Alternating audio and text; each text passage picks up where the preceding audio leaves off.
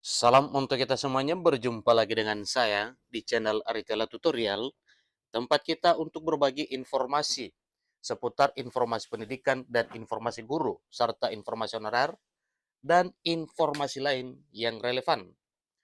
Pada pertemuan ini, saya menyapa seluruh Bapak Ibu honorer setanah air yang selalu setia melaksanakan tugas tanpa mengenal lelah dalam melaksanakan kegiatan pelayanan publik di instansi pemerintah pusat, demikian dengan instansi pemerintah daerah. Saya yakin Bapak Ibu honorer selalu semangat dan selalu dalam keadaan sehat walafiat. Pada pertemuan kali ini ada satu hal penting Bapak Ibu yang perlu diketahui oleh seluruh Bapak Ibu honorer terkait dengan apa yang telah disampaikan oleh pemerintah setelah pengesahan Undang-Undang Aparatur Sipil Negara 2023 tepatnya pada tanggal 3 Oktober hari Selasa yang lalu. Nah, di sini dilanjutkan dengan pembahasan peraturan pemerintah turunan Undang-Undang ASN 2023. Di sini disampaikan bahwa zaman SBY 870.000 honorer langsung jadi pegawai negeri sipil. Peraturan pemerintah turunan Undang-Undang ASN 2023 mulai dibahas.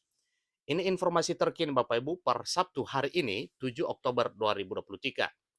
Nah Bapak Ibu terkait apa dan bagaimana terkait dengan peraturan pemerintah turunan Undang-Undang ASN 2023, mari kita simak bersama. Jangan kemana-mana Bapak Ibu, silahkan ikuti informasinya.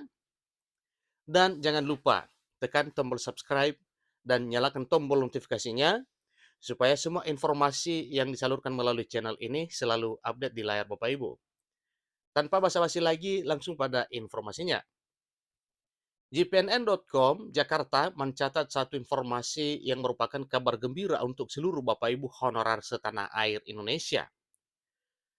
Kementerian Penanggulangan Aparatur Negara dan Reformasi Birokrasi Kemenpan RB Abdullah Zor Anas mulai membahas peraturan pelaksana Undang-Undang Aparatur Sipil Negara atau UU ASN 2023 pengganti Undang-Undang Nomor 5 2014 tentang Aparatur Sipil Negara.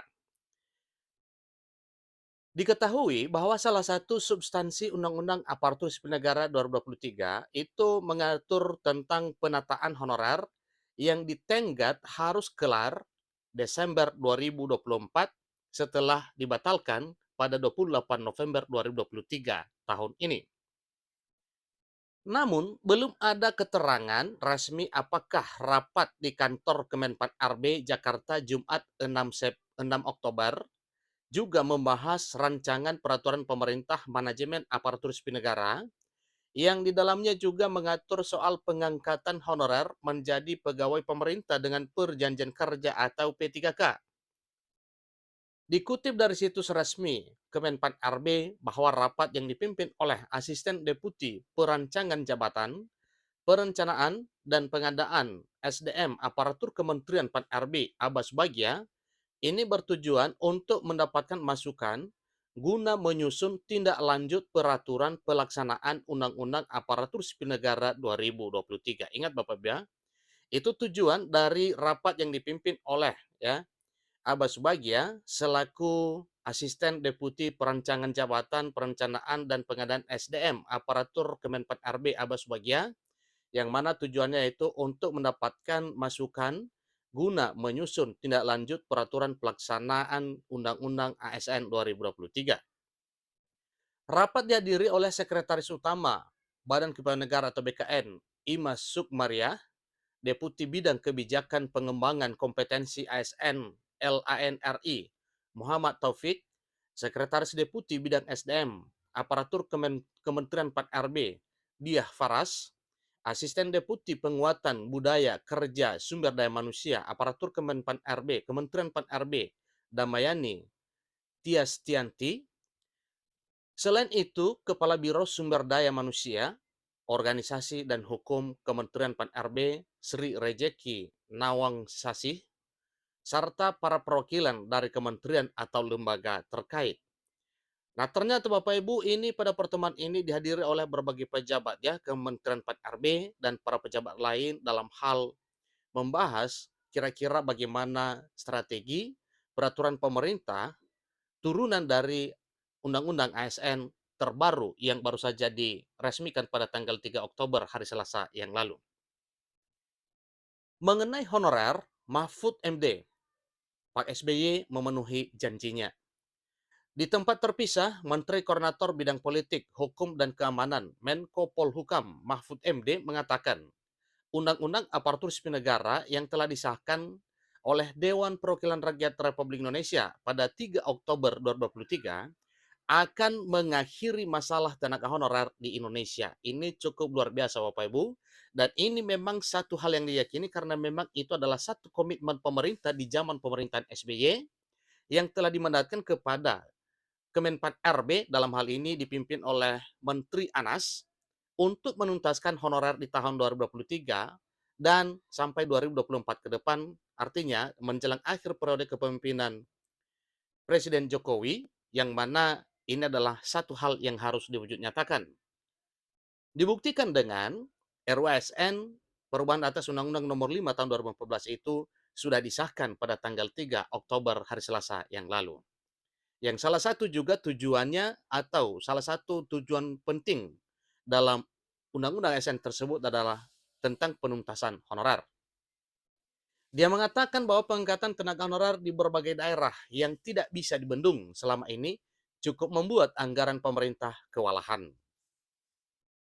Baru-baru ini kita membuat undang-undang pembaruan Undang-Undang ASN untuk menyetop masalah ini agar tidak ada eksploitasi. Ini kata Mahfud MD di Universitas Gadjah Mada UGM, Kabupaten Sleman, Daerah Istimewa Yogyakarta pada hari Jumat 6 Oktober 2023.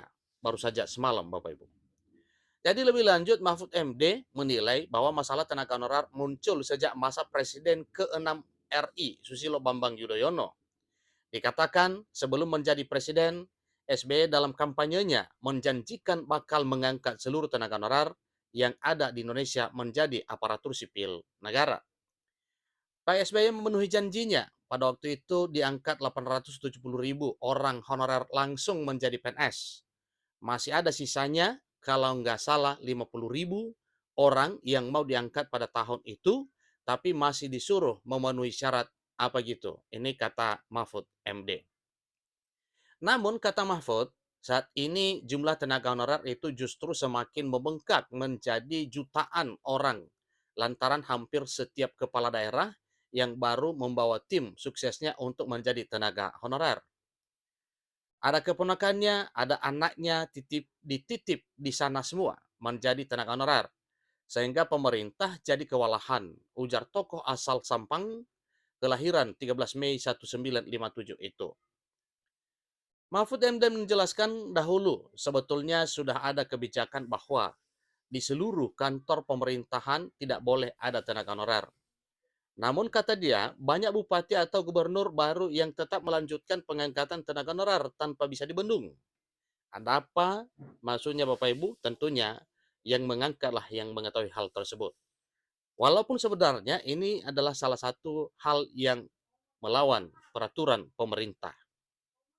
Bupati baru, gubernur baru tetap mengangkat terus, nggak bisa dibendung sehingga jumlahnya jadi jutaan, maka pemerintah sekarang jadi goyang. Ini bagaimana menyelesaikannya? Diselesaikan sekarang, muncul lagi di sini, sudah dilarang, masih muncul lagi, kata dia. Selain itu katanya pemerintah daerah masih harus melanjutkan penggajian tenaga honorer yang diangkat bupati atau gubernur periode sebelumnya. Itu yang terjadi sehingga kita dalam arti pemerintah dibikin pusing. Jadi kadangkala kita kecolongan tahu-tahu sudah ada di depan meja, ini sudah jadi ASN. Yang angkat bupati periode lalu udah berhenti. Tinggalan masa lalunya harus diselesaikan. Begitu terus kata dia. Mahfud MD mengatakan untuk menghemat anggaran negara, pemerintah bisa saja menempuh cara yang keras dengan tidak menganggap keberadaan tenaga honorer bagi yang diangkat kepala daerahnya setelah tanggal yang ditentukan. Akan tetapi, lanjutnya hal itu tidak ditempuh atas dasar rasa kemanusiaan. Tentu kalau mau keras-kerasan yang diangkat sesudah tanggal ini dianggap tidak ada.